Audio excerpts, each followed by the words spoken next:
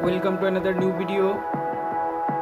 In this video you will see how to fix Telegram email not allowed.